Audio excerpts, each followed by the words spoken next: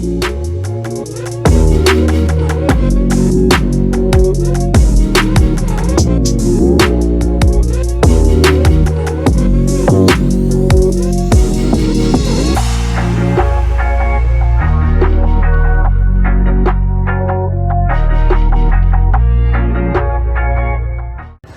guys, welcome back to the channel and welcome back to another car review. Hope you are all doing great. So in today's video, I'll be reviewing Toyota's 4-meter hatchback, the Toyota Glanza. Now this Glanza was originally launched in the year 2019, which is actually based on the Suzuki's Baleno. So typically it's a rebadged Baleno from Toyota in collaboration with Maruti Suzuki. So what really differentiates this Toyota's Glanza from the Maruti Suzuki Baleno would be the company's unmatched warranty. So the company is providing customers with 3 years warranty on 1 lakh kilometers and an extended warranty up to 5 years on 2,20,000 kilometers. Also comes with low cost of maintenance and 24/7 roadside assistance. Well, that's the main difference. As this Toyota Glanza is based on Maruti's Baleno, you might want to see the Baleno's review as well. If so, please check the I button or I'll just link it in the description. You can just check it out later. Now let's start off the review by talking about the exteriors. So at the front you have this curvy design just like the Baleno. Now of course the main element that would differentiate this Glanza from the Baleno would be this grille. As you can see here, you have 2 slats in the grille which are finished in chrome and a longer chrome lining which extends all the way onto the headlamps. Now the headlamps that you get in this variant are the LED projectors along with the DRL, and also you have the turn indicators in the headlamps itself. Now these headlamps have been given some sort of black treatment on the top, as you can see here. In the lower section you'll be getting body color bumpers with the fog lamps as well. Well, that's about the front view. Moving on to the windshield, you have the regular wipers. Now coming to the tires and the alloys, you get 16-inch diamond cut alloys and the tire profile is 195/55 section R16s. You get disc brakes only at the front, not at the rear. The ground clearance is about 170 millimeters or 17 centimeters, which is good considering it as a hatchback. This Toyota Glanza comes with McPherson strut suspension at the front and torsion beam at the rear. The ORVMs are body colored. Also you have the turn indicators in them.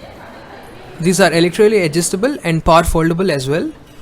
On the C-pillar, the Toyota has a glass piece which has the black treatment on the sides and followed by a chrome line which extends all the way onto the doors. Now moving behind the car, in the lower bumpers you have the rear reflectors followed by parking sensors on the top. So you have a total of 4 parking sensors. However, the tail lamps look similar. In fact, they are the same set of tail lamps that you get on the Baleno, and also the turn indicators. Now on the tailgate you have a chrome strip. You have the Glanza badging. Again on the tailgate, this time you have a thicker chrome bar, and in this chrome bar you'll be finding this reverse parking camera. Moving on to the rear window, you have the defogger along with the wiper and the washer. On the top you have the high mount stop lamp along with the rear spoiler. Well, that's about the exteriors. Let's move on to the interiors as well. This variant G gets chrome handles. Now the door opens wide enough. The door trims get fabric finish, as you can see here, along with some smoke silver inserts, followed by door pockets for your water bottle. And next to it you have the speaker. From this point of view it looks spacious. Of course Baleno was spacious enough, so the room should be the same. Now the seat upholstery used here is an accessory, so as standard you'll be getting fabric seats throughout all the variants. Alright, let's get in. As you can see, you have generous amount of space. The knee room is ample, the foot room as well, it's great. For the convenience you'll be getting this 12 volt power socket along with some storage space to put your phone. Well, this is how the front layout looks like. In the center on the top you have been provided with reading lights. You'll be getting grab handles on the either sides along with a hook for your coat. Well, it's a really spacious cabin. Now let's move on to the front seats. You get keyless entry and go. As you can see, you get the same fabric treatment which you have seen on the rear doors. The front doors have big pockets for your water bottles, and next to it you have the speaker. Moving on to the top, you have the driver side controls. You have switches for all your 4 power windows, lock and unlock, child lock, ORVM controls, along with auto fold switch. The door openers are finished in chrome. Down there you have the pedals, and on top you have the lever for the bonnet.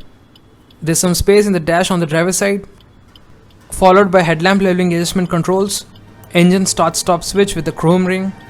The seats over here are height adjustable and also reclinable as well, so that you can adjust your seat to your comfortable position. Alright, as you can see, we are in the driver's seat. This steering wheel is just similar to that of the Balenos. It isn't leather wrapped. As far as the mounted controls are concerned, on the left side you will be getting the switches for the infotainment. You have switches for the volume up and down, track seeking buttons, mute and a mode button, followed by 3 switches for your phone. Behind the steering on the left side you have the controls for the wipers, and on the right side you have the controls for the lights.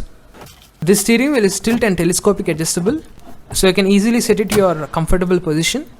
Up in the front you have your instrument console or the gauge cluster. Let me switch on the ignition. As you can see, on the left side you have the tachometer, and on the right side you have the speedometer, and in between you have the MID or the multi information display. Now of course the dials have been illuminated with a blue color, which is nice. Now to toggle through the MID or the trip, you have to adjust these manual sticks which have been provided. It shows you time, temperature, average fuel economy, range, the gear you are in, trip meter, driving time, torque and power meters, and a digital clock as well. So it's all pretty basic. Now moving to the center of the dash, you have AC vents on the either side separated by a 7-inch infotainment touchscreen. These air vents are vertical, and also you have the smoked silver accents around it. Now this infotainment is again Suzuki's Smart Play Studio. So just like the Balenos, it supports FM, Bluetooth, USB, Apple CarPlay, Android Auto, and smartphone based navigation. The system is very responsive, it's easy to use. On the either sides of the screen you have different functions, so you can easily access your required function. You have settings, audio settings, tuner settings, and also you can turn off the screen when not in use. Then this system is followed by a hazard switch, and just right below it you have your climate control system. Just like the Baleno, you have this circular digital display in the center, which shows you the fan speed, temperature, and different AC functions.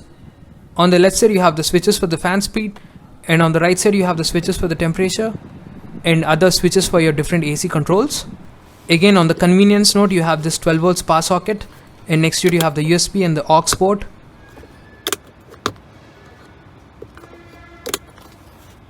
There's some space here to put your mobile or whatever, followed by 2 cup holders. As of now I've just placed the keys. Now the gearbox or the transmission that you get here is the CVT, continuously variable transmission, which is a 5-speed one. For the manual variants you'll be getting a 5-speed manual gearbox. Next to the gearbox there's a peculiar switch which is a shift lock button. The shifter has some part of leather on the top and in the bottom, followed by handbrake and an armrest finished in leather. And inside the armrest you have some decent space. Moving on to the top here you have the auto dimming IRVM or interior rear view mirror. Then you have your sun visor and reading lights in the center. And finally a decent sized glove box with the light. Well, that's all for the interiors. Let's talk about the variants and the colors. So this Glanza is available in 2 variants. One is the G and the other is the V, where G here is the base variant and V is the top variant. Now both of these models are available in manual transmission and as well as CVT, which is the continuously variable transmission. While there is another model which is the smart hybrid version, which is only available in the variant G and only comes with manual transmission.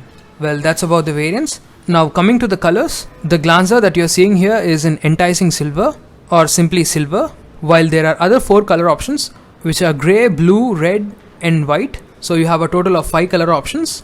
On the safety note, this Glanza comes with dual airbags at the front, ABS with EBD and BA, ISOFIX child seat mounts, immobilizer, automatic headlamps, follow me home headlamps, speed sensing auto door lock, and front seat belt with pre-tensioners and force limiters.